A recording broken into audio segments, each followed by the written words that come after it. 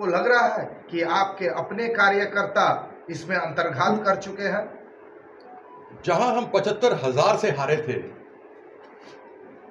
वहां हम पूर्वों में जीते हैं और पश्चिम में 12,000 से हारे हैं। यानी अगर हम पूर्वों का यहाँ एडजस्ट कर दें तो 8,000 से हारे हैं, तो 75,000 से हम 8,000 पर आ गए।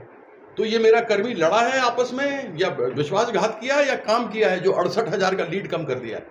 अब ये बताइए ना। 75,000 का था ना मेरा लॉस, 76,000 का लॉस था ना। 76,000 का लॉस वो लेकर के 68,000 आ गया। कैसे? तो कर्मी पीछे था क्या? 68,000 को दुगना कीजिए, 100 में अगर दोनों का 100 है, एक का 100 हटाइएगा, वो 99 हो जाएगा, हम 101 हो जाता है। तो 68,000 और 68,000 कितना हुआ? 68 और 68, 1,36,000 का फर्क है। इसी में जीते हैं, उसी से जीते हैं। और आप और अगर लीड हमारा देखेंगे तो 1,36,000 में आप ऐड कर दीजिए 11,000 और, तो हम जीते हैं। तो ये हमारे कर्मियों का काम है। हार जीत तो होता ही है, सब पोलिंग स्टेशन पर जीतेंगे ऐसा होगा क्या? हर इनिंग में विराट कोहली सेंचुरी मार देगा ऐसा होता है क्या? नहीं होता ना।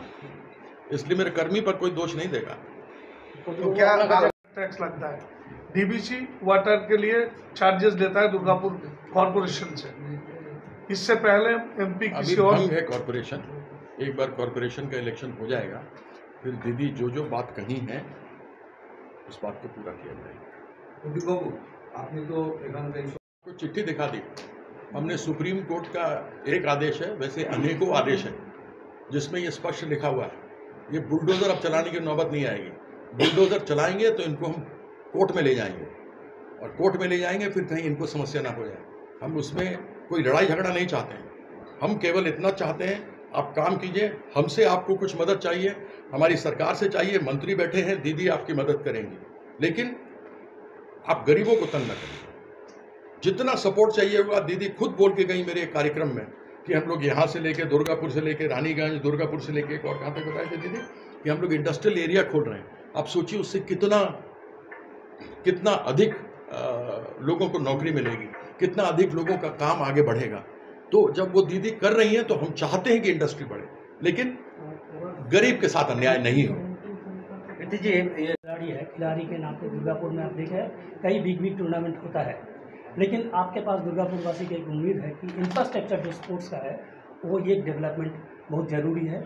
वो आपको मतलब सामने मैंने पेश किया। दूसरा बात और एक थी है कि जो बेरोजगारी एक बहुत बड़ा मुद्दा है।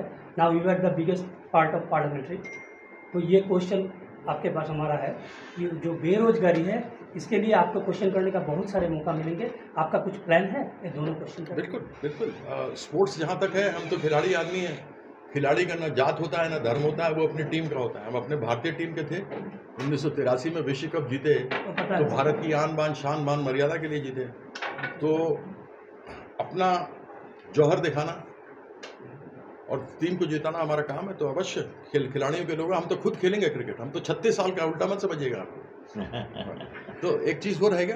दूसरा, हाँ बिल्कुल, केंद्र सरकार के बड़े बड़े संदर्भ फर्टिलाइजर कॉर्पोरेशन ऑफ इंडिया वो बंद पड़ा हुआ है। MAMC का इतना बड़ा ज़मीन है, उसका क्या करना है उसके बारे में हम लोग देखेंगे। DSP है, उसके अलावा और भी बहुत सारे हमारे हैं।